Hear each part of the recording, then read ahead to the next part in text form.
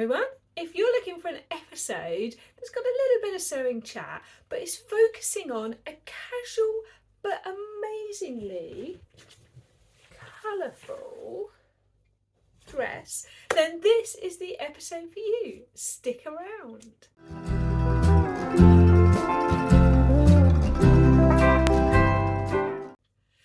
Hello everybody, it is a Sunday Sews, but not quite as you normally know it if you're an existing viewer, and if you're a new subscriber, hello, my name is Sam, Sequin Girly, and today's episode has got a few little random sewing updates and then a very special detailed look at creating a casual day dress.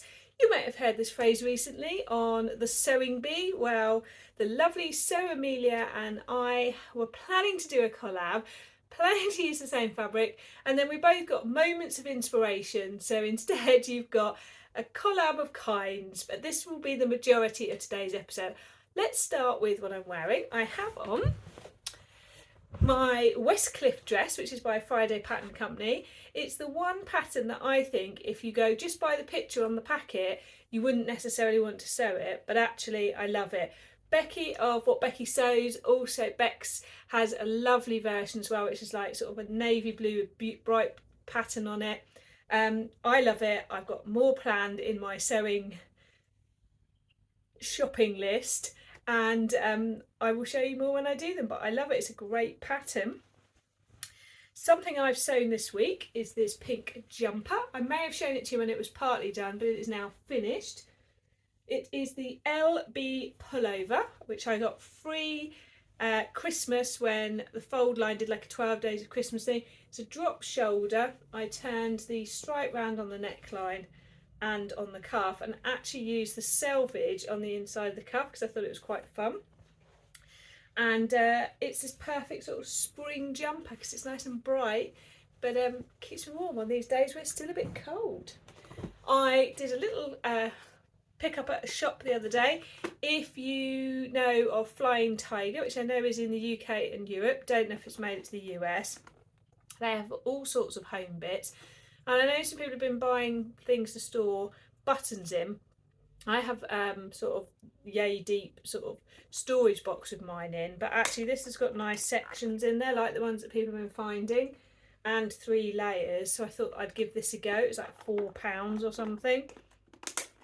So I don't want it for all of them, but that might be good because that means you've got 9, 18, 27, 3, 9, 27 sections in there. So I thought that was quite good for £4. And then last weekend at the Southern Social, I took along my I Am Barbara that I've shown you that I had cut out, and I actually got the majority of it sewn together. Thank you for Jess and Mary helping with my confused placket brain when I was trying to do the hidden button placket. I decided to go for just the flounce on the back, so it's all a bit creased. It's come straight out of the social bag. So there's the flounce on the back, and I did the medium flounce this time, so it's less frilly and just more like that. Underneath you can see there is the pleat in the back for movement. It's got a collar stand and collar. And as I said, you've got the hidden button placket there. So you'll be proud to know I did make a 12 before I made this one, which had short flounce front and back. I will pop a video in here to use the face in it. Really love this fabric. It's really soft. I think it's like a viscose. Haven't decided how I'm going to finish the sleeves yet. In the pattern you can do a placket. I don't know that it's really for me. I think that's what puts me off sometimes. And obviously the flounce goes right down here. But I felt this was perfectly in my sort of wheelhouse of colour collection because you've got the pinks, the greens, all in there together. While I was at the social as well, I also did a bit more work on one of the quilted jackets. So it's a little sneak peek for you. So inside was some quilted cushion covers that I bought from a charity shop, and the other side is a 70s duvet, and this is all I'm going to show you. So it's coming, it's in progress. Let's get on to the main event. Oh, and stick around at the end because I've got a surprising bit of happy post. I have been messaging backwards and forwards with lovely Amelia from Sew Amelia's channel, because we both had the gorgeous rainbow checkerboard seersucker, and we were planning to do a collab together, either sewing the same pattern and adjusting it to ourselves or something like that. And then out of the blue on Wednesday, Amelia messaged me and said, oh, can we collab with something else? I've got an urge to sew this up into something. And I was like, oh, I've been thinking about changing what I wanted to sew it up into.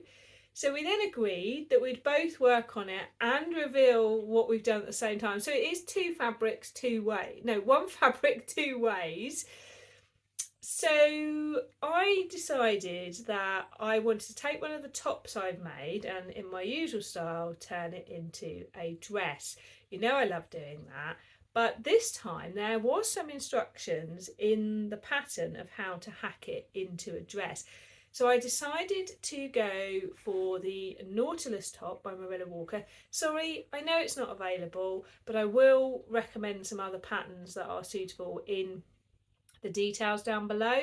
So if you are thinking, oh, why are you showing me a dress I can't get the pattern for, I will. I think it's a chalk and notch fringe dress. I think that's a really good similar one. There's the So Liberated dress as well, so I'll put some below so that you can create a similar dress. But it also, if you've got a top, I will talk you through how I made the dress part. So I decided to do the Nautilus. I did the button placket down the front, and I love this piece of the pattern where you slide that placket bit on so that you can do it without if not.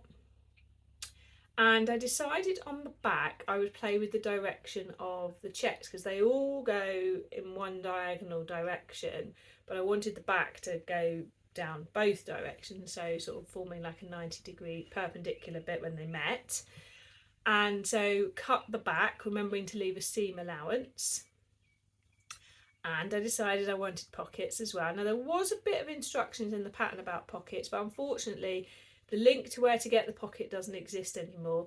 But I decided I'd just craft my own. I've made enough pockets now, but I noticed it was an on the front sort of patch pocket style, but with a slant. So I cut some of those out as well. And there was instructions for the skirt, but actually it said to decide what length you want yourself, and here's a recommended amount of width to the fabric. Well, I did a little bit more because I thought I'd be quite generous, because there was a risk with this fabric it might be a little bit see-through. I think it's quite opaque actually, but there was a risk of that. I made the top in my usual way, and in the way I've done with all the other versions of the Nautilus top with buttons. There's no buttonholes. The buttons are stitched straight on, and that's because life is too short for put buttonholes in when we don't need them. So I went for these gorgeous vintage buttons that I found in like a vintage bric-a-brac in Brighton. So you can see the top looks like this. Now, if I was feeling super efficient, I was close, could have pattern matched the diagonals across. But considering I started this at 7 p.m. on Wednesday and had done the majority of it by 9 p.m, that probably wasn't in my wheelhouse there. I did all the gathering and everything. I stitched on the waist Thursday morning at like 7 a.m.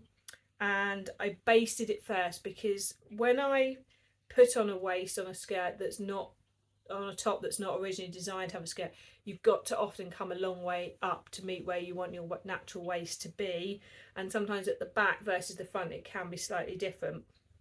So I based it and then I can unpick it and shift it, and I have to say it was very nice fabric to sew with. I didn't press it when I did the plackets. I used clips and I clipped all the way around to get a nice sharp turnover, because I felt that if I pressed it, I could end up shifting the size of the fabric because of the seersucker pressing it out. And I thought I can always then press it afterwards, but didn't want to make the fabric grow. And it was fine actually. It's not slippy and it's been really nice to work with. I decided just to go for 3 buttons down the front because I didn't want the last button to be near where the waistband would be sewn, so I spread them out in that way. And I've ummed and ahed about the sleeve and a little extra detail, which I'll leave you to see in the reveal, which I'll put in a minute. Now, so Amelia and I decided we'd both sew day dresses. So here's a picture of her lovely day dress. Hopefully it appears. And I think we were both inspired by episode 1 of season 10 of the new Sewing Bee. That was their challenge for the made to measure challenge, which is like the last one, the sort of showstopper one. And they said a casual dress, so a casual day dress. I had to go back and just have another look at that episode this morning because I was thinking, how much time do they get? They were given 5 hours. Now, I don't think you need 5 hours to sew a casual dress unless you elevate it massively. So I probably spent 3 hours on my dress, and that's from having not practiced. Well, I kind of have practiced the top before, but not the whole dress. And they're allowed to practice their pattern. So I'm a bit perplexed by that, but I'm also perplexed by what some people interpreted as a casual day dress. Be interested what you think and what is a casual day dress, or is it just open to interpretation? Because what I might wear casually during the day is certainly what not other people would wear. So who knows? You might not think that what I've created is a casual dress. But Amelia and I were sort of inspired by that and inspired by using up this fabric that we've both had in our stash for about 2 years. I don't believe it's available anymore. It might be. But I remember snapping it up at the time because it's just so me.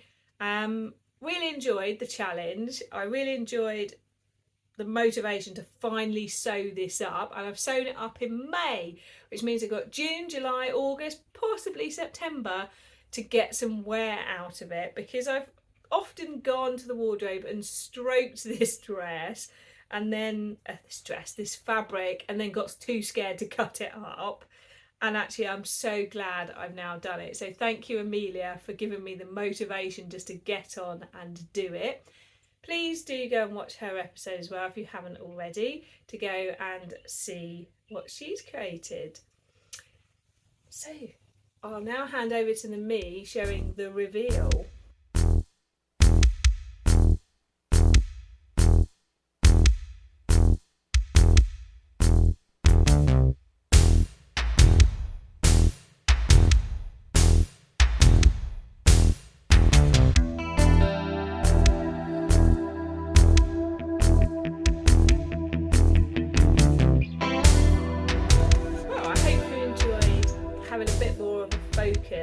Of one item to today's episode.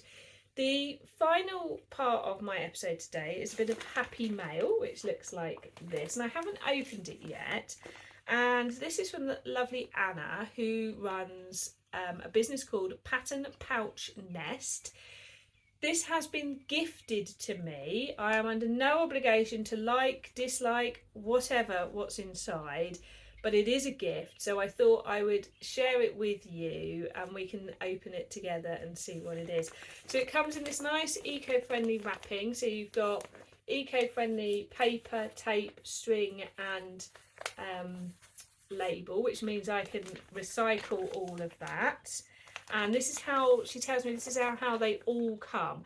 Now, I had a look on her website because I needed to choose, and what you do is you go on and you choose the pattern you want, and then all the rest is created for you. Now, she says each month she changes the pouch, so I don't know what's in here, I'm building the tension. And then if you happen to order more than one in a month, she would contact you. She contacted me and asked me what colours I liked, so that was intriguing as well. She had a good choice of patterns on her site, and this is all about creating like a little something that feels special. Now, I'm really intrigued by what's in here. So these, I think, obviously I haven't seen yet, but it seems like a really great idea as a present for a sewing friend, because sometimes we all have all the bits that we kind of need, but sometimes it's nice to have things in a different way. So let's see what we've got then. So here we go. Oh, gorgeous fabric. Sounds exciting. So this is the pouch. Look at that. Look, that's gorgeous. Oh, I love the flowers on there. So, and then there's this gorgeous clip like this. I really love the way this yellow is poking out. Now I believe that these are made in a bespoke way. Oh, it's lovely. It's got like a really round base. This is perfect for taking to a social with like a project in. Let's see what's inside. So first of all is the pattern I chose. So I chose the Experimental Space. I've been looking at their patterns for a while and I went for the Josie blouse, and I'll show you the line drawing here. But that's not it. So you get this gorgeous bag, lovely pattern of your choice. Let's see what we've got. So I've got a clasp for a bag. That's nice. I make one of those like purses. Then one of these lovely zips. I love these. I haven't actually got any of these, so that's perfect for a visible zip.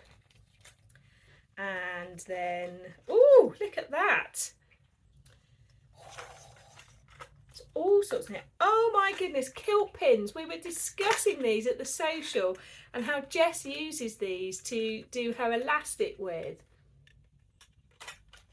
And, oh, perfect, some pins. I bought some for my social bag and can't find them, and I wanted to have a separate set. Now this is nice, a little bag with a stamp on it. I wonder what's in here. Oh wow, look at these buttons. Oh, a measuring gauge. Not got one of these either. Two more things, and then there is some pineapple fabric, which will be perfect for So Fruity, which is coming. What's in here? Ooh, oh, little tape. Oh, is that bias tape that's tape measured? I got something like this for Christine for Christmas. And this beautiful like jersey binding or elastic. Wow, what a pouch. Oh, hang on. And is that what I think it is? I think it's Gutermann, but it looks to me like it's the Maraflex. It is, it's black Maraflex. Having no idea other than saying to Anna, yes, you can send me one of your lovely pattern pouches. What an amazing sewing gift that would be for somebody. Now I'm thinking maybe to get one of these for a raffle prize, because I normally buy fabric, but actually imagine somebody getting one of those. So thank you, Anna. That's really lovely of you to send that to me. And I would say to you all, I'll put the link below. Do go and have a look at her site.